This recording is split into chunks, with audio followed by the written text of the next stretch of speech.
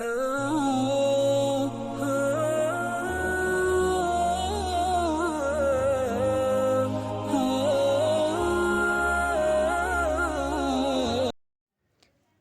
باللہ من الشیطان الرجیم، بسم اللہ الرحمن الرحیم۔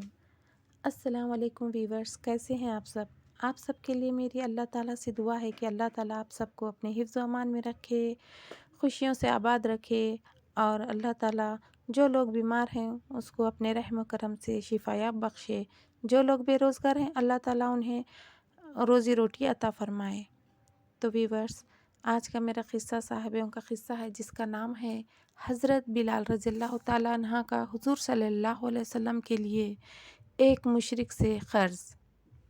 قصہ شروع کرنے سے پہلے آپ میرے چینل کو لائک، شیئر اور سبسکرائب کریں اور بیل آئیکن پریس کریں اور اس قصے کو غور سے سنیے۔ تو چلیے آج کا قصہ شروع کرتے ہیں۔ حضرت بلال رضی اللہ تعالیٰ عنہ سے ایک صاحب نے پوچھا کہ حضور اقدس صلی اللہ علیہ وسلم کے اخراجات کی کیا صورت ہوتی ہے؟ تو حضرت بلال رضی اللہ تعالیٰ عنہ نے فرمایا کہ حضور صلی اللہ علیہ وسلم کے پاس کچھ جمع تو رہتا ہی نہیں تھا، یہ خدمت میرے سر پر تھی، جس کی صورت یہ تھی کہ کوئی مسلمان بھوکا آتا تو حضور اقدس صلی اللہ علیہ وسلم مجھے ارشاد فرما دیتے، میں کہیں سے قرض لے کر اس کو کھانا کھلا دیتا۔ کوئی ننگا آتا تو مجھے ارشاد فرما دیتے، میں کسی سے قرض لے کر اس کو کپڑا بنا دیتا۔ یہ صورت ہوتی رہتی تھی۔ ایک مرتبہ ایک مشرک مجھے ملا، اس نے مجھ سے کہا کہ مجھے وصیت اور ثروت حاصل ہے، تو کسی سے قرض نہ لیا کر، جب ضرورت ہوا کرے مجھ سے ہی قرض لے لیا کر۔ میں نے کہا اس سے بہتر کیا ہوگا، اس سے قرض لینا شروع کر دیا۔ جب ارشاد عالی ہوتا اس سے قرض لے آیا کرتا اور ارشاد عالی کے تکمیل کر دیتا۔ ایک مرتبہ میں وضو کر کے اذان کہنے کے لیے کھڑا ہوا، وہی مشرک ایک جماعت کے ساتھ آیا اور کہنے لگا، او حبشی! میں ادھر متوجہ ہوا تو ایک دم بے تحاشا گالیاں دینے لگا اور برا بھلا کہ مہینہ ختم ہونے ہی میں کتنے دن باقی ہیں؟ میں نے کہا قریب ختم کے ہے۔ کہنے لگا کہ 4 دن باقی ہیں، اگر مہینے کے ختم تک میرا سب قرضہ ادا کیا تو تجھے اپنے قرض میں غلام بناؤں گا اور اسی طرح بکریاں چراتا پھرے گا جیسا پہلے تھا۔ یہ کہہ کر چلا گیا۔ مجھ پر دن بھر جو گزرنا چاہیے تھا وہی گزرا۔ تمام دن رنج و صدمہ سوار رہا اور عشاء کی نماز کے بعد حضور صلی اللہ علیہ وسلم کی خدمت میں تنہائی میں حاضر ہوا اور سارا قصہ سنایا۔ عرض کیا کہ یا رسول اللہ، نہ آپ کے پاس اس وقت ادا کرنے کا فوری انتظام ہے اور نہ کھڑے کھڑے میں کوئی انتظام کر سکتا ہوں، وہ ذلیل کرے گا، اس لیے اگر اجازت ہو تو اتنے قرض اتارنے کا انتظام ہو، میں کہیں روپوش ہو جاؤں۔ جب آپ صلی اللہ علیہ وسلم کے پاس کہیں سے کچھ آ جائے گا میں حاضر ہو جاؤں گا۔ یہ عرض کر کے میں گھر آیا،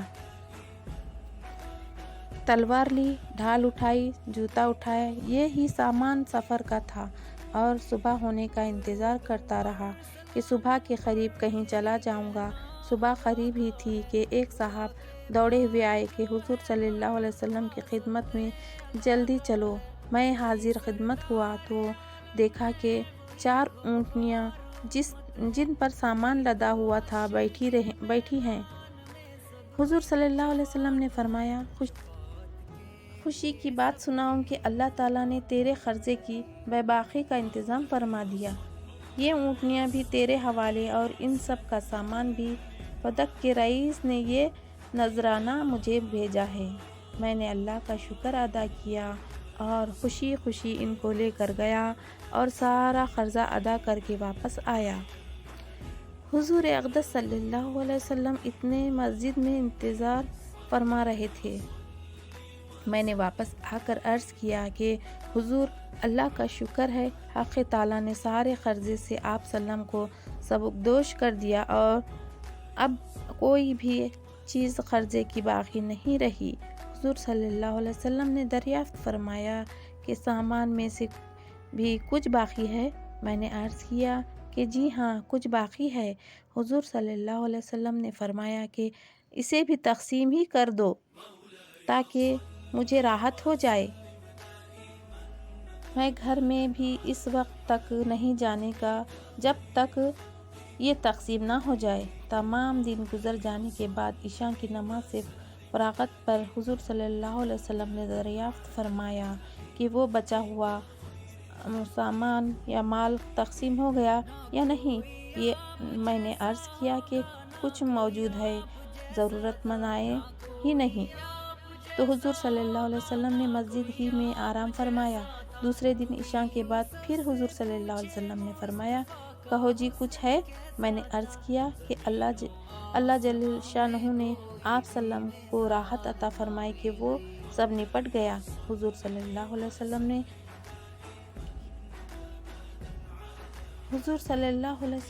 اللہ جل جلالہ کی حمد و ثنا فرمائی۔ حضور صلی اللہ علیہ وسلم کو یہ ڈر ہوا کہ خدا نخواستہ موت آ جائے اور کچھ حصہ مال کا آپ سلم کی ملکیت میں رہے۔ اس کے بعد گھروں میں تشریف لے گئے اور بیویوں سے ملے۔ اللہ والوں کی یہ بھی خواہش رہتی ہے کہ ان کی و متاع کچھ نہ رہے۔ پھر حضور اقدس صلی اللہ علیہ وسلم کا تو کیا پوچھنا، جو سارے نبیوں کے سردار، سارے اولیاء کے سرتاج۔ حضور صلی اللہ علیہ وسلم کو اس کی خواہش کیوں نہ ہوتی کہ میں دنیا سے بالکل فارغ ہو جاؤں۔ میں نے معتبر ذرائع سے سنا ہے کہ حضور اقدس مولانا شاہ عبد الرحیم صاحب نور اللہ مرقدہ کا معمول یہ تھا کہ جب نذرانوں کی رقم کچھ جمع ہو جاتی تو اہتمام سے منگوا کر سب تقسیم فرما دیتے، اور وصال سے قبل تو اپنے پہننے کے کپڑے وغیرہ بھی اپنے خادم خاص حضرت مولانا شاہ عبد القادر صاحب منزلہ کو دے دیے تھے اور فرمایا تھا کہ سب بس اب تم سے مستعار لے کر پہن لیا کروں گا۔ اور اپنے والد صاحب رحمۃ اللہ علیہ کو میں نے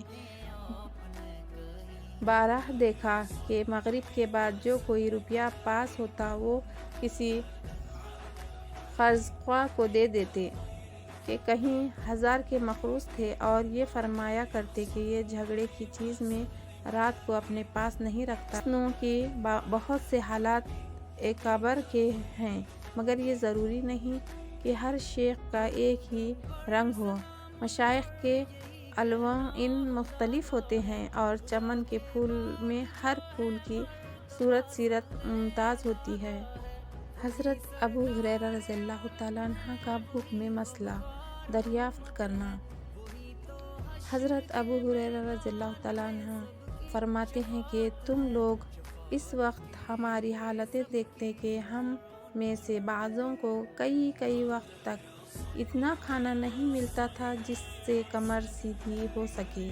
میں بھوک کی وجہ سے جگر کو زمین سے چپٹا دیتا اور کہیں پیٹ کے بل پڑا رہتا تھا اور کبھی پیٹ پر پتھر باندھ لیتا تھا۔ ایک مرتبہ میں راستے میں بیٹھ گیا جہاں کو ان حضرات کا راستہ تھا۔ اول حضرت ابو بکر صدیق رضی اللہ تعالیٰ عنہ گزرے۔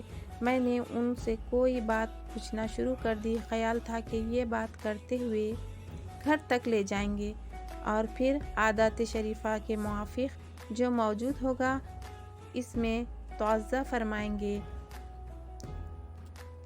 مگر انہوں نے ایسا نہ کیا۔